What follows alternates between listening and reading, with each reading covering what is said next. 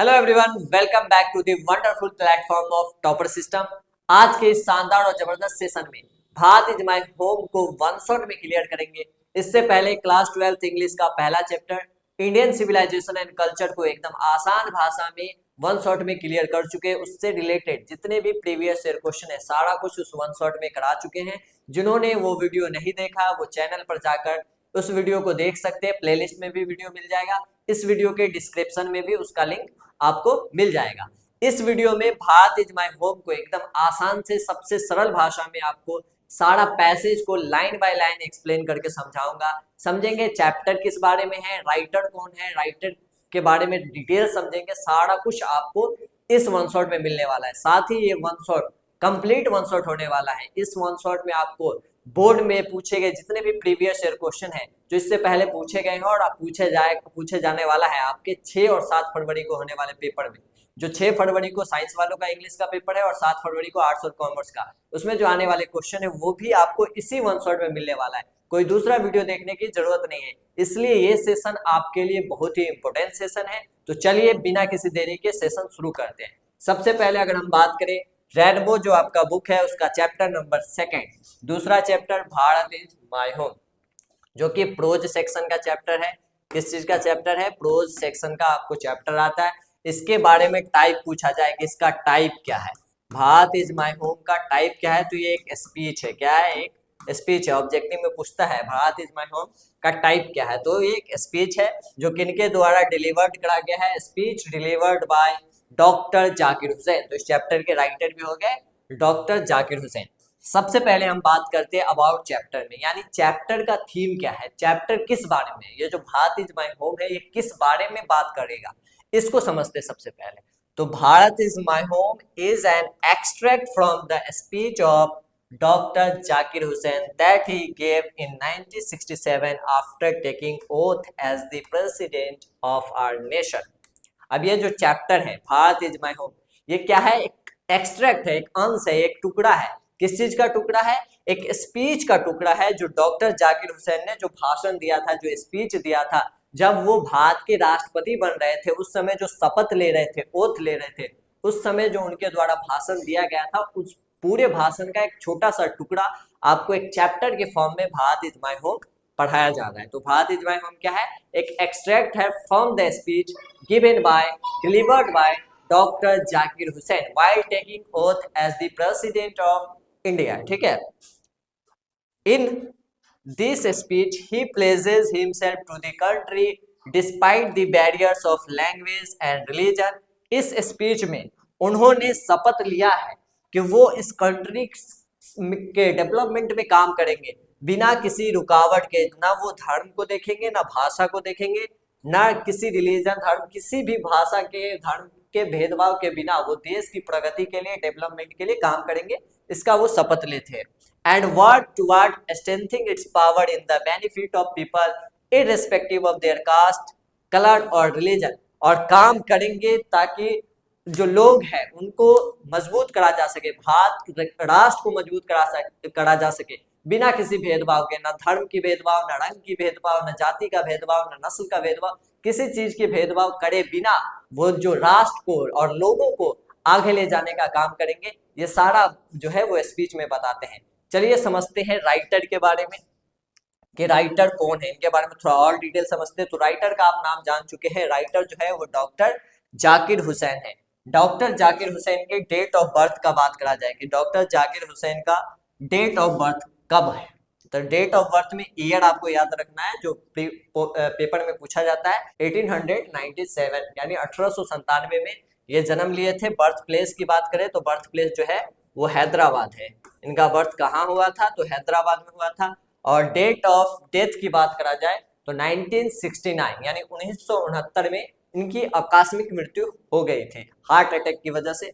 He was one of our greatest freedom fighters as well as eminent educationist. ये भारत के एक freedom fighter भी थे और खासकर भारत के एक शिक्षाविद है, एक मतलब एजुकेशनिस्ट है। ठीक है। He became the president of India in 1967। ये जो है 1967 में भारत के राष्ट्रपति बनते हैं, वो भी 3rd प्रेसिडेंट बनते हैं। कितने नंबर के? तीसरे राष्ट्रपति बनते हैं। इनसे पहले जो प्रेसिडेंट थे, second president doctor Sarvepalli Radhakrishnan ji थे। उनको भी आपको याद रखना है, इस चैप्टर में उनके बारे में भी जिक्र है। Doctor Sarvepalli Radhakrishnan second president थे। उनके बाद थर्ड प्रेसिडेंट जो बने थे वो डॉक्टर जाकिर हुसैन थे। ठीक है, प्रेसिडेंट बनने से पहले earlier he served as the governor of Bihar, यानी ये प्रेसिडेंट बनने से पहले बिहार के गवर्नर भी रह चुके हैं, बिहार राज्यपाल भी रह चुके हैं। पहले ऐसे व्यक्ति थे जो बिहार के गवर्नर रहने के बाद भारत के राष्ट्रपति तक पहुंचे। ऐसे दूसरे व्यक्ति का अगर आप नाम जानते हैं तो कमेंट करना कि ऐसे दूसरे व्यक्ति कौन थे जो पहले बिहार के गवर्नर रह चुके और बाद में भारत के राष्ट्रपति तक बने। ऐसा अगर व्यक्ति के बारे में आप जानते हैं तो कमेंट कर देना। ठीक है, अब बढ़ते हैं चैप्टर की तरफ। लाइन बाय लाइन हर एक पैसेज को एक्सप्लेन करेंगे, ध्यान से सुनना, सबसे सरल भाषा में एक्सप्लेन करेंगे, इसलिए फुल कंसंट्रेशन के साथ सुनना। सबसे पहला पैसेज की बात करें तो पहला पैसेज है, I must confess that I am overwhelmed by the trust my people have placed in me by electing me to the highest office in the land। अब डॉक्टर जाकिर हुसैन भाषण दे रहे हैं, स्पीच दे रहे हैं और उसमें क्या कह रहे हैं, I must confess that. Confess का मतलब होता है स्वीकार करना, एग्री करना। मैं ये स्वीकार करता हूँ, मैं ये मानता हूँ कि आई एम ओवरवेल्म्ड। ओवरवेल्म्ड बोलते हैं उस सिचुएशन को जब हैप्पीनेस जो होता है ओतप्रोत हो जाना, खुशी से अभिभूत हो जाना, तो मैं बहुत ज्यादा खुश हूँ, ओवरवेल्म्ड हूँ इस बात के लिए। किस बात के लिए कि जो मेरे लोगों ने मुझ पर विश्वास दिखाया है, मुझ पर ट्रस्ट दिखाया। किस चीज का ट्रस्ट दिखाया, by electing me to the highest office in the land. इस धरती का जो सबसे बड़ा पद है, यानी भारत का जो सबसे बड़ा पद है, प्रेसिडेंट का पद, उस पद पर चुनने के लिए जो विश्वास दिखाया, उस विश्वास के लिए मैं अभिभूत हूँ और मैं ये स्वीकार करता हूँ। ठीक है, ये बात बोलते हैं डॉक्टर जाकिर हुसैन। अब सेकंड पैसेज को देखना। सेकंड पैसेज में जब ये स्पीच में ये बात बोल देते हैं, इसके बाद उनसे जो पहले राष्ट्रपति रह चुके हैं डॉक्टर सर्वपल्ली राधाकृष्णन जी, उनके बारे में कुछ बताते हैं। Doctor Sarvepalli Radhakrishnan, doctor Radhakrishnan brought to the presidency a mental equipment, a degree of erudition and wealth of experience rarely to be found anywhere।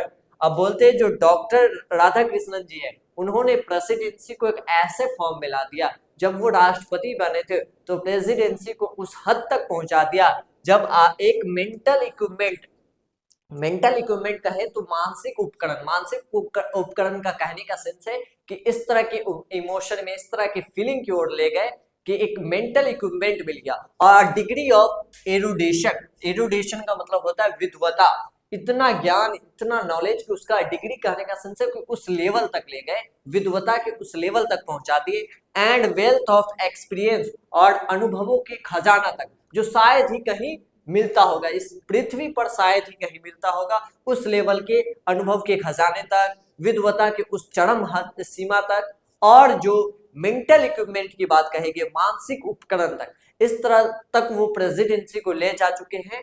कौन, डॉक्टर राधाकृष्णन। ये कौन बता रहे हैं, डॉक्टर जाकिर हुसैन बता रहे हैं कि डॉक्टर राधाकृष्णन जो है वो अपनी प्रेसिडेंसी के दौरान प्रेसिडेंसी को उस हद तक पहुंचा चुके हैं जहां मेंटल इक्विपमेंट प्राप्त हो रहा है, जहां डिग्री ऑफ एरुडिशन प्राप्त हो रहा है, जहां वेल्थ ऑफ एक्सपीरियंस प्राप्त हो रहा है, यानी अनुभवों का खजाना मिल रहा है। ठीक है, जो शायद ही कहीं मिलता होगा। During a life time devoted to the pursuit of knowledge and truth, जो उन्होंने अपना जीवन जो है सारा जीवन व्यतीत कर दिया किस चीज में, नॉलेज की खोज में, ज्ञान की खोज में और सच्चाई की खोज में अपने पूरे जीवन को व्यतीत कर दिया। He has done more than probably any other man to bring out and explain Indian philosophical thought। उन्होंने जो भारतीय दार्शनिक है इनके विचार को प्रस्तुत करने में, उस विचार को वर्णन करने में, एक्सप्लेन करने में जितना योगदान दिया, शायद ही उनसे ज्यादा योगदान किसी आदमी ने दिया होगा। ये बात बोलते हैं doctor Zakir Hussain. And the oneness of all true spiritual value, और जितने भी सत्य आध्यात्मिक वैल्यूज होते हैं, आध्यात्मिक मूल्य होते हैं, इसकी एकता के लिए जो उन्होंने योगदान दिया, शायद ही किसी व्यक्ति ने दिया होगा। ठीक है, he has never lost his faith in the essential humanity of man and he himself has never ceased to champion the right of all men to live in dignity and with justice. अब बोलते उन्होंने अपना विश्वास कभी नहीं खोया, he has never lost his faith, उन्होंने अपना विश्वास कभी नहीं खोया कि इसेंशियल ह्यूमैनिटी में जो आवश्यक मानवता है, आवश्यक मानवता किसी चीज में, एक आदमी की आवश्यक मानवता किस चीज में, कि वो डिग्निटी के साथ, इज्जत के साथ, इंसाफ के साथ रह सके, इसमें उन्होंने कभी रोका नहीं। सीज टू चैंपियन, उसको हमेशा सपोर्ट करे, कभी उनको सपोर्ट करने से रोका नहीं। वो मानवता में विश्वास रखते, वो आवश्यक मानवता जो हो सकता है एक आदमी के लिए, जो आध्यात्मिक मूल्य हो सकते हैं, उनका हमेशा समर्थन करते थे कि मानव को इज्जत के साथ, सम्मान के साथ, इंसाफ के साथ जीने का अधिकार है।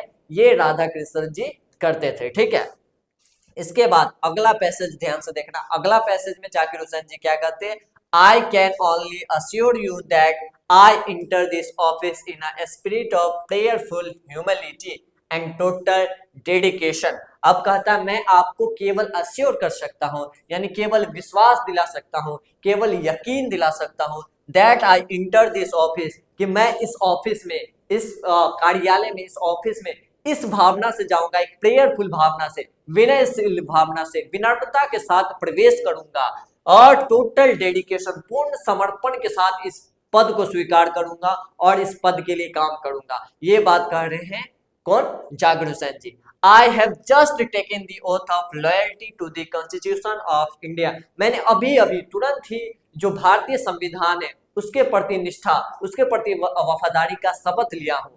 ठीक है, it is the constitution of a comparatively new state which its free citizens have for the first time in history given to themselves। अब कहते हैं ये जो संविधान है वो किसी दूसरे राज्य के कंपेयर में बहुत ही नया है, क्योंकि ये देश जो है वो अभी कुछ समय पहले ही 1947 में देश आजाद, 1950 में इसका कॉन्स्टिट्यूशन बना है, यानी और 1967 में डॉक्टर जाकिर हुसैन प्रेसिडेंट बने, तो यानी कॉन्स्टिट्यूशन बने और उनके प्रेसिडेंट बनने तक में समय जो है वो ज्यादा लंबा नहीं हुआ, बहुत पुरानी बात नहीं है। इसलिए कहते हैं ये नए राज का संविधान है, दूसरे की तुलना में बहुत नया राज है, जो इनके स्वतंत्र, जो जितने भी नागरिक है, स्वतंत्र नागरिक सभी को मिला है, वो शायद ही इतिहास में इससे पहले कभी उन्हें प्राप्त हुआ होगा, ऐसा संविधान उन्हें मिला है। It is the young state of N ancient people, काफी इंपॉर्टेंट लाइन है, it is the young state of ancient people, यानी पुराने लोगों का, प्राचीन लोगों का ये एक नया राज्य है, प्राचीन लोगों का ये एक नया राज्य है। Who through the long millennia and through cooperation of diverse ethnic elements have striven to realize timeless absolute values in their own peculiar way। अब कह रहे कि ये जो है प्राचीन लोगों का नया राज्य है, जो लोग, जो बहुत हजारों वर्षों, लॉन्ग मिलेनिया, हजारों वर्षों की मेहनत और उनका सहयोग, चाहे वो जाति के आधार पर हो, धर्म के आधार पर हो, भाषा के आधार पर, जो डाइवर्स एथनिक एलिमेंट्स है इंडिया में, इंडिया जो है अनेकता में एकता वाला देश है, डाइवर्स एथनिक एलिमेंट्स है, उस सभी के जाति, धर्म और भाषा के भेदभाव के बिना जो उन्होंने काम किया है और इस हद तक पहुंचे हैं, टाइमलेस मेहनत के बाद, जो उनको अपने अपने तरीके से, अपने अपने ढंग से जो वैल्यूज प्राप्त हुए हैं, जो मूल्य प्राप्त हुए हैं, उनके लिए उन्होंने हजारों वर्ष का संघर्ष करा है। उन सभी लोगों को, प्राचीन लोगों को नया स्टेट मिला है, नया राज मिला है, तो ये प्राचीन लोगों का नया राज है। ठीक है, fourth, some concrete realization of a value may become inadequate with the change of circumstances। अब कहते हैं मैं मानता हूं कि जब परिस्थितियां बदलेगी, जब हालात बदलेंगे, जब सिचुएशन बदलेंगे, तो ये जितने भी मूल्य है इस पर पूरा खड़ा उतरना थोड़ा सा मुश्किल है, लेकिन the value remains eternally valid, और जो मूल्य है, जितने भी मूल्य बनाएंगे ये हमेशा वैध होंगे, हमेशा वैलिड होंगे। And presses for newer and fresher realisation, और आगे के लिए, आगे का जो प्रगति का रास्ता होगा उसके प्रयास के लिए ये काम करेगा। अभी जो कह रहे हैं कि जितने भी मूल्य हैं, जो बहुत सारे प्राचीन लोगों ने हजारों वर्ष की मेहनत के बाद, कई सारे लोगों के सहयोग के बाद जो मूल्य प्राप्त हुए हैं, उन्हें उस मूल्य पर खड़ा उतरना वो परिस्थिति के अनुसार जो वो थोड़ा सा मुश्किल है, लेकिन वो जितने भी मूल्य हैं वो हमेशा खड़ा उतरना मुश्किल है। ये नहीं बोले कभी खड़ा नहीं उतरा जा सकता, लेकिन हमेशा पूर्णतः खड़ा उतरना मुश्किल है। लेकिन वो जितने भी मूल्य हैं वो सभी वैलिड है, वो सभी वैध है, सभी सत्य हैं, और वो आगे के प्रगति के लिए, प्रयास करेगा। ठीक है, ये बात बोलते हैं। अब यहाँ पे सबसे इंपॉर्टेंट लाइन उनका आता है जो बहुत बार आपके पेपर में पूछा जाता है। हर साल पेपर में इस तरह का लाइन आपको चैप्टर से देगा, पूछेगा कि किस चैप्टर का लाइन है, या इसके आगे का आपसे ऑब्जेक्टिव के फॉर्म में बना के क्वेश्चन पूछ लेगा। तो बहुत इंपॉर्टेंट लाइन है, ये आपको याद होना चाहिए। The past is not dead and static, it is alive and dynamic. अब कहते हैं जो पास्ट है, जो भूत है, जो बीता हुआ समय है, वो कभी मरता नहीं है, वो कभी मृत नहीं होता है, और ना ही स्टैटिक रुकता है, ना कभी मरता है ना रुकता है। It is alive and dynamic, ये हमेशा जीवित रहता है और गतिशील रहता है। ठीक है, and it is involve in determining the quality of our present and the prospect of our future. और यही वो पास्ट होता है जो क्वालिटी ऑफ फ्यूचर और क्वालिटी ऑफ प्रेजेंट पर जो है वो उसको डिटरमाइन करता है कि हमारा वर्तमान की गुणवत्ता क्या होगी, वर्तमान का क्वालिटी क्या होगा, भविष्य किस रास्ते पे जाएगा, भविष्य का जो रास्ता होगा, भविष्य जो है वो निर्भर करता है हमारे पास्ट पे। जैसा हमारा पास्ट है, यही पास्ट डिटरमाइन करेगा कि आपका प्रेजेंट की क्वालिटी कैसा होगा, आपका भविष्य कैसा होने वाला है। ये प्रेजेंट पास्ट जो है वो डिटरमाइन करेगा। तो ऐसा नहीं कि पास्ट जो है वो मर जाता है, खत्म हो जाता है, ऐसी कोई बात नहीं। पास्ट हमेशा जिंदा रहता है, गतिशील रहता है, और यही निर्धारित करता है कि आपका भविष्य कैसा होगा, आपके वर्तमान की क्वालिटी कैसी होगी। ये कौन डिसाइड करता है? ये पास्ट डिसाइड करता है। ठीक है, ये बात आपको पैसेज 3 में डॉक्टर जाकिर हुसैन समझाते हैं, बताते हैं। ठीक है, अब अगला पैसेज में जो वो भाषण दे रहे हैं वो ध्यान से सुनना। The process of its constant renewal, यानी जो इसके लगातार रिन्यूअल मतलब नवीकरण, बार बार उसे रिन्यू करना, बार बार बनाना।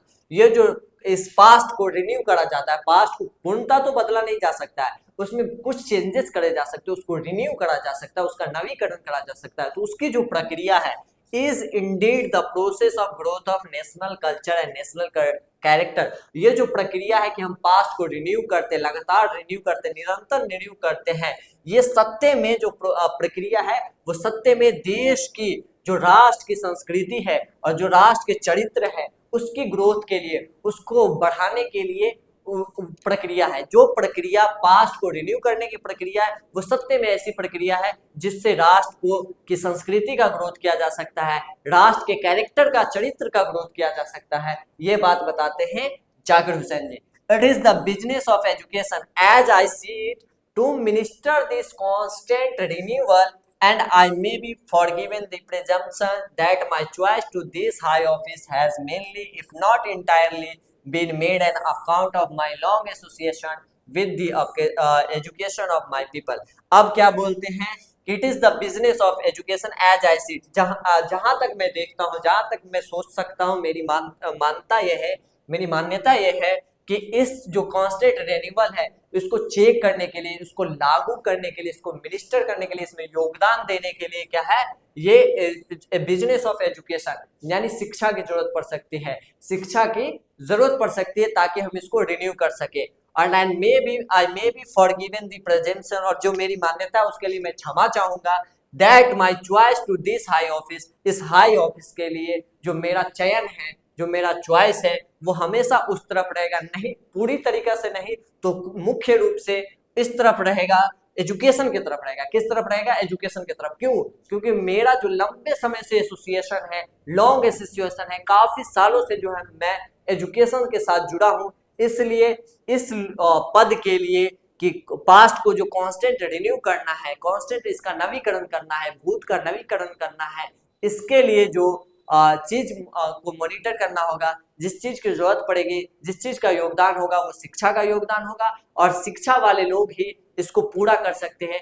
चाहे इसके लिए मैं क्षमा मांगूंगा, लेकिन मेरी जो सोच है, मैं जहां तक मानता हूं कि जो शिक्षा वाले लोग होंगे वही इस कांस्टेंट रिन्यूअल को करा सकते हैं। इसलिए मेरा जो ये मान्यता है, ये कैसे आया? क्योंकि मैं बहुत सालों से, लंबे समय से शिक्षा के फील्ड से जुड़ा हुआ हूँ, long association with the education of my people. इसके बाद एक और बहुत इंपॉर्टेंट लाइन ये बताते हैं जो काफी इंपॉर्टेंट है। I maintain that education is a prime instrument of national purpose and that quality of education inescapably involved in the quality of nation. अब बोलते हैं ये मेरा मानना है कि education is prime instrument of national purpose. एक राष्ट्र की जो खजाना होती है, जो राष्ट्र की जो पर्पस है, जो राष्ट्र का खजाना है उसके लिए सबसे जरूरी प्रमुख हथियार जो है, प्रमुख साधन जो है वो शिक्षा है। शिक्षा जो है, एजुकेशन जो है वो प्राइम इंस्ट्रूमेंट होती है एक राष्ट्र के लिए, नेशनल पर्पस के लिए एक प्राइम इंस्ट्रूमेंट का काम करती है।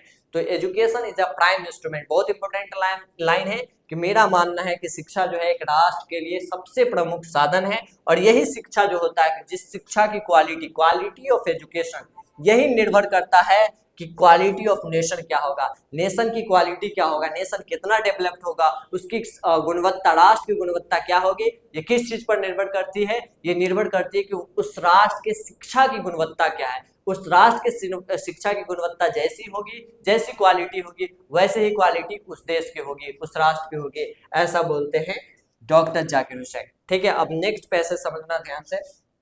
I therefore pledge myself to the loyalty of our past culture from wheresoever it may have come and by whomsoever it may have been contributed। अब बोलते हैं मैं शपथ ले रहा हूँ, शपथ लेता हूँ loyalty of our past culture, और जितने भी हमारे पास्ट कल्चर है, जो बीते हुए संस्कृति है, उसके प्रति वफादार रहने का, उसके प्रति निष्ठा रहने का मैं शपथ लेता हूँ, प्रतिज्ञा लेता हूँ। जहां से भी ये संस्कृति आई है, वेयर सोएवर इट मे कम, और बाय होम सोएवर इट मे कम, जहां से भी आई होंगी, जो किसी का भी इसमें योगदान होगा, इस संस्कृति के प्रति, इस पास्ट कल्चर के प्रति मैं पूरी निष्ठा के साथ शपथ लेता हूं। I pledge myself to the service of totality to my country's culture, और मैं प्रतिज्ञा लेता हूं, मैं शपथ लेता हूं कि जो हमारे देश की संस्कृति होगी उसके प्रति मैं पूर्ण समर्पण के साथ काम करूंगा, पूर्ण तरीके समर्पित रहूंगा। I pledge my loyalty to my country, मैं शपथ लेता हूं अपने देश की वफादारी से शपथ लेता हूं, लॉयल्टी टू कंट्री। ठीक है, इररिस्पेक्टिव ऑफ रिलीजन, बिना किसी रिलीजन को, धर्म को देखते हुए और भाषा को देखते हुए, लैंग्वेज को देखते हुए। I pledge myself to work for its strength and progress and for the welfare of its people without distinction of caste, colour और क्रीड। अब बोलता मैं शपथ लेता हूं कि मैं देश के लिए काम करूंगा, देश को मजबूत बनाने का काम करूंगा, देश को, राष्ट्र को प्रगति पर ले जाने के लिए काम करूंगा, अपने लोगों की भलाई के लिए काम करूंगा, बिना किसी भेदभाव के लिए, बिना किसी भेदभाव का, ना धर्म का भेदभाव, ना जाति का भेदभाव, ना रंग का भेदभाव, ना नस्ल के भेदभाव, बिना किसी भेदभाव के मैं अपने देश को मजबूत करने का, अपने लोगों की खुशहाली के लिए काम करूंगा। ठीक है, इसके बाद एक और इंपॉर्टेंट लाइन आता है जहां से आपका चैप्टर फॉर्म हुआ है, the whole of my Bharat is my home, the whole of Bharat is my home. ये पूरा जो भारत है ये मेरा परिवार है, मेरा घर है, पूरा जो भारत है मेरा घर है, and its people are my family, और यहाँ के जितने भी लोग हैं सभी मेरे परिवार है। पूरा संपूर्ण भारत मेरा घर है और यहाँ के जितने भी लोग हैं वो मेरे परिवार है।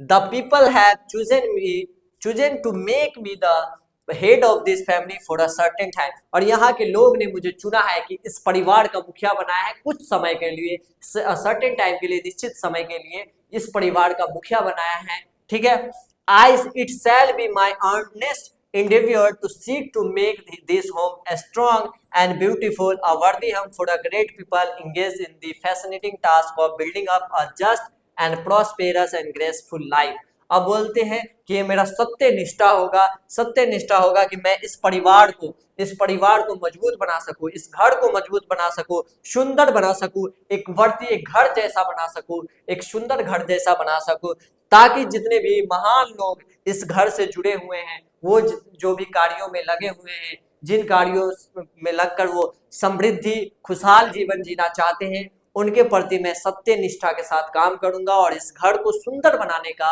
एक वर्दी घर बनाने का, एक रहने लायक घर बनाने का काम करूंगा। ठीक, आगे बोलते हैं the family is big and is constantly growing at a rather inconveniently fast pace। बोलते जो परिवार है वो बहुत बड़ा है और ये लगातार जो है असुविधाजनक, इनकन्वीनियंटली बढ़ते जा रहा है, ग्रो करते जा रहा है, बहुत तेज रफ्तार से बढ़ते जा रहा है। We shall each one of us have to participate unsparingly in building its new life। हम सभी को इस में पार्टिसिपेट करना होगा कि इसका नया जीवन नव निर्माण कर सके, इसमें भाग लेना होगा। ठीक है,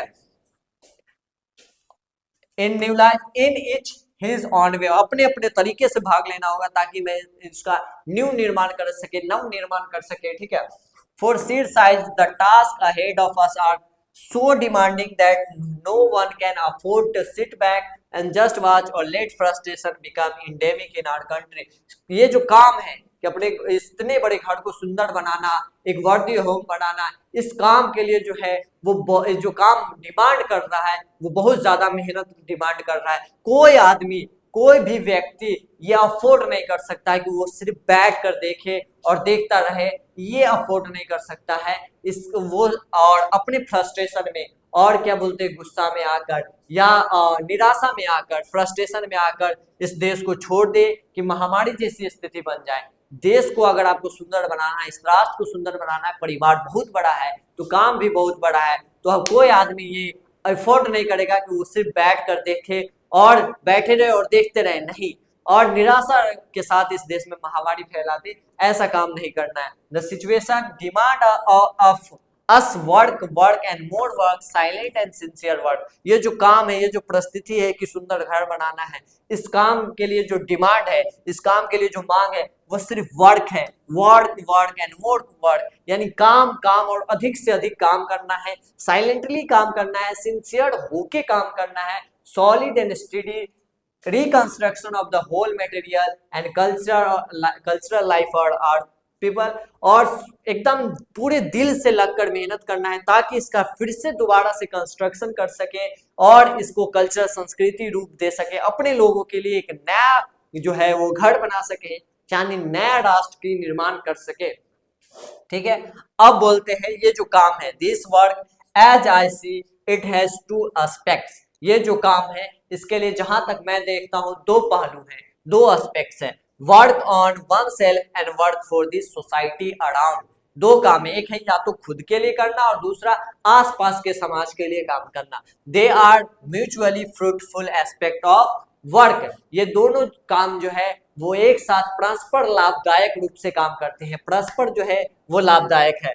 the work on oneself is to follow the urge towards moral development. खुद के लिए काम करना जो है वो नैतिक विकास की तरफ ले जाता है। एज अ फ्री पर्सन, एक स्वतंत्र व्यक्ति के लिए, एंड अंडर सेल्फ इम्पोज, जो खुद से अवधारणाएं हैं, डिसिप्लिन है, which alone can render that development possible, जिसके कारण जो है विकास जो है वो संभव हो सकता है। It's and product is a free moral personality, और इसका जो अंतिम जो फल मिलने वाला है वो क्या मिलेगा, फ्री मोरल पर्सनालिटी मिलेगा, स्वतंत्र और नैतिक विकास, स्वतंत्र नैतिक व्यक्तित्व मिलेगा, स्वतंत्र नैतिक व्यक्तित्व मिलेगा इसके एंड प्रोडक्ट में। ठीक है, we can neglect the end product only at our peril, यानी अपने नुकसानदायक के अनुसार हम इस एंड प्रोडक्ट को नेग्लेक्ट कर सकते हैं, इसको क्या बोलते हैं, भूल सकते हैं, इसको छोड़ सकते हैं, अपने रिस्क पर छोड़ सकते हैं। ये जो हम खुद के लिए काम करेंगे तो नैतिक विकास होगा, और इसके एंड प्रोडक्ट में आपको क्या मिलेगा, इसका रिजल्ट क्या मिलेगा, परिणाम क्या मिलेगा, तो आप स्वतंत्र रूप से नैतिक व्यक्तित्व के धनी लोग बन सकते हैं। अगर आप इस एंड प्रोडक्ट को नेग्लेक्ट करते हैं, इसको छोड़ देते हैं, तो अपने रिस्क पे करिएगा, इसका नुकसान आपको होगा। ठीक है, this and product can not sustain itself without seeking and exercising itself to bring about the approximation of the society to which it is privileged to serve to a better, a juster and a more graceful way of life। हम बोलते हैं ये जो and product है कि आपको स्वतंत्र नैतिक प्रगति मिलती है, विकास मिलती है, ये तब तक सस्टेन कर सकता है जब तक सोसाइटी का योगदान हो। जब आप सोसाइटी के बारे में सोचेंगे, बिना सोसाइटी के बारे में सोचे, बिना समाज के बारे में सोचे, ये एंड प्रोडक्ट जीवित नहीं रह सकता, ये सस्टेन नहीं कर सकता है। जब हम उसमें सोसाइटी की भलाई लाएंगे, समाज की भलाई लाएंगे, एक बेहतर समाज बनाने के लिए, एक समृद्ध खुशहाल जीवन बनाने के लिए हम समाज के प्रति जब काम करेंगे, तब ये जो खुद का वाला प्रोडक्ट है, एंड प्रोडक्ट है, स्वतंत्र नैतिक विकास है, ये तभी जिंदा रह सकता है। बिना सोसाइटी के समझने से, बिना सोसाइटी के लिए काम करने से ये स्वतंत्र विकास जो है, नैतिक विकास, ये जिंदा नहीं रह सकता, सस्टेन नहीं कर सकता। The individual can not grow in full perfection without a corresponding advance of the collective social existence. जो इंडिविजुअल है यानी अकेला कोई तब तक ग्रो नहीं कर सकता है फुल परफेक्शन के साथ, पूर्ण रूप से परफेक्शन के साथ तब तक ग्रो नहीं कर सकता है जब तक उसमें कलेक्टिव जो है सामुदायिक सामूहिक समाज का योगदान हो। जब एक समाज का योगदान हो जाएगा तो इंडिविजुअल भी जो है वो ग्रोथ करेगा। ठीक है, let us resort to get wholeheartedly engaged in these two aspect of work, individual and social। आइए मिलकर दिल के साथ ये प्रतिज्ञा लेते हैं कि हम जो आप काम करेंगे वो इंडिविजुअल भी करेंगे और सोशल भी करेंगे, यानी खुद के लिए भी करेंगे और समाज की भलाई के लिए भी काम करेंगे। ठीक है, अगला क्वेश्चन समझना ध्यान से। This dual effort will give to the life of our state a special flavour. ये जो डुअल इफर्ट है, ये जो दो काम है यानी सोशल एंड इंडिविजुअल, ये हमारे जीवन को हमारे राष्ट्र को एक स्पेशल फ्लेवर देगा, एक विशेष फ्लेवर देगा, एक विशेष प्रगति की ओर प्रदान करेगा।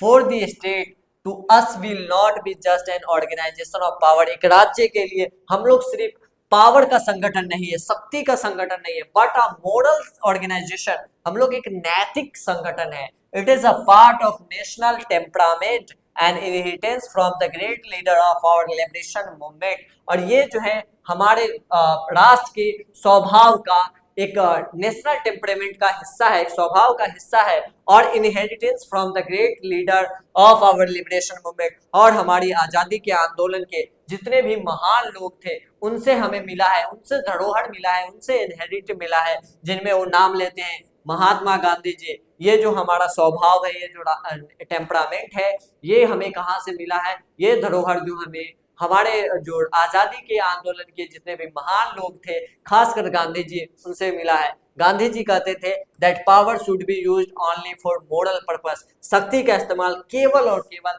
नैतिक कामों के लिए किया जा सकता है, नैतिक उद्देश्यों के लिए किया जा सकता है। The peace of the strong is what we shall dedicate ourselves to work for. शांति इसी में है कि हम लोग खुद को किस तरह से समर्पित करते हैं कामों के लिए, अपने अपने कामों के लिए किस तरह से खुद को समर्पित कर दें, इसी में शांति है।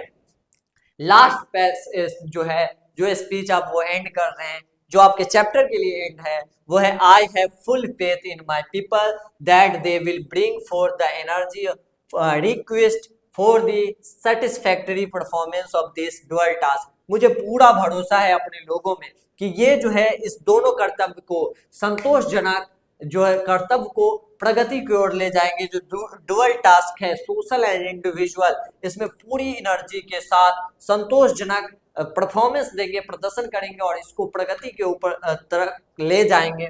It shall be my privilege to contribute my share to this enchanting enterprise. ये मेरा सौभाग्य होगा कि मैं इस महान कर्तव्य में अपना भी योगदान दे सकूं, ये मेरा सौभाग्य होगा। ये कहते हैं डॉक्टर जाकिर हुसैन। यहाँ जाकर आपका चैप्टर जो है वो समाप्त हो जाता है। अब बढ़ते हैं इस चैप्टर के जितने भी इंपॉर्टेंट क्वेश्चन हैं जो आपके पेपर में पूछे गए हैं। ध्यान से एक एक क्वेश्चन करना, बहुत ही इंपॉर्टेंट क्वेश्चन है। सबसे पहला question, Bharat is my home is written by. Bharat is my home को किसने लिखा है? महात्मा गांधी, डॉक्टर जाकिर हुसैन, पीएल एशफाक और एच.ई. बेट्स। तो इसका आंसर क्या होगा? डॉक्टर जाकिर हुसैन। ठीक है, दूसरा क्वेश्चन है, ध्यान से समझना, doctor Zakir Hussain delivered his speech at. Doctor Zakir Hussain अपना स्पीच कब देते हैं? अब चैप्टर में देखेंगे तो ये कहीं नहीं लिखा, लेकिन ध्यान लगाएंगे तो आप समझेंगे वो स्पीच कब दे रहे, जब वो राष्ट्रपति का शपथ ले रहे थे। राष्ट्रपति कब बने थे? 1967 में। तो स्पीच कब देंगे? 1967 में। ठीक है, अगला क्वेश्चन ध्यान से देखना, question number 3, doctor Zakir Hussain was long associated with, लंबे समय से किससे जुड़े हुए थे? एजुकेशन से जुड़े हुए थे। ठीक है, अगला सवाल, doctor Zakir Hussain entered the office with. Zakir Hussain जो पद को ग्रहण करते हैं तो कहते हैं क्या कि मैं प्रेयरफुल ह्यूमिलिटी के साथ जो है इस पद को ग्रहण कर रहा हूँ, पार्शियलिटी के साथ नहीं, टोटल डेडिकेशन के साथ या एनिमिटी के साथ या ट्रेचरी के साथ। तो पूर्ण समर्पण के साथ, टोटल डेडिकेशन के साथ वो जो है इंटर करते हैं। ठीक है, अगला सवाल, doctor Zakir Hussain was born in. Doctor Zakir Hussain कहाँ जन्म लिए? दिल्ली में, कर्नाटक में, चेन्नई में या हैदराबाद में? तो डॉक्टर जाकिर हुसैन का बर्थ प्लेस है हैदराबाद। ठीक है, अगला सवाल है, When did Dr. Zakir Hussain deliver this speech? Doctor Zakir Hussain ने ये भाषण कब दिया था? On Independence Day, on Republic Day, when he took oath as the president, on Army Day। कब दिया था? जब वो प्रेसिडेंट राष्ट्रपति का शपथ ले रहे थे उस दौरान दिया था। तो यानी ऑप्शन सी। ठीक है, अगला सवाल, the past is not dead and static, it is alive and dynamic. Past is not dead, ये वाला हो जाएगा, past is not dead and static, it is alive and dynamic. अगर नॉट नहीं है ऑप्शन में तो इसका आंसर क्या होगा, अलाइव एंड डायनेमिक। ध्यान से इस क्वेश्चन में आदमी फंस जाते हैं। Past is not dead and static, dead and static तभी होगा जब नॉट आएगा, जब नॉट डेड एंड स्टैटिक नहीं दिया रहेगा तो आंसर आपको लगाना है अलाइव एंड डायनेमिक। पास्ट जो है वो जिंदा है और जीवित है, तो इस क्वेश्चन के अकॉर्डिंग आंसर ये होगा। इसमें कहां पे गलती करते बच्चे वो भी ध्यान रखेंगे। Doctor Zakir Hussain was born in, doctor Zakir Hussain का जन्म कब हुआ था, डेट ईयर डायरेक्ट याद रखना 1897, ठीक है। अगला सवाल, doctor Zakir Hussain died in, doctor Zakir Hussain का डेट ऑफ डेथ क्या है, कब उनकी मृत्यु हो गई थी, तो 1969 में, यानी 2 साल वो प्रेसिडेंसी के पद पे थे, इसी दौरान उनकी आकस्मिक मृत्यु हो गए थे। अगला सवाल, dash was the role model of doctor Zakir Hussain, doctor Zakir Hussain के लिए रोल मॉडल कौन थे, तो उनसे पहले के जो राष्ट्रपति थे डॉक्टर राधाकृष्णन जी, डॉक्टर राधाकृष्णन जी जो है उनके लिए रोल मॉडल थे। ये सारा क्वेश्चन आपके लिए इंपॉर्टेंट क्वेश्चन है, इस सभी क्वेश्चन को अच्छे से करना है। इस वीडियो को अच्छे से आप सभी दोस्तों तक शेयर कर देना और हमारे चैनल को सब्सक्राइब कर लेंगे। मिलते हैं अगले वीडियो में, तब तक के लिए stay connected and stay updated with topper system. Thank you.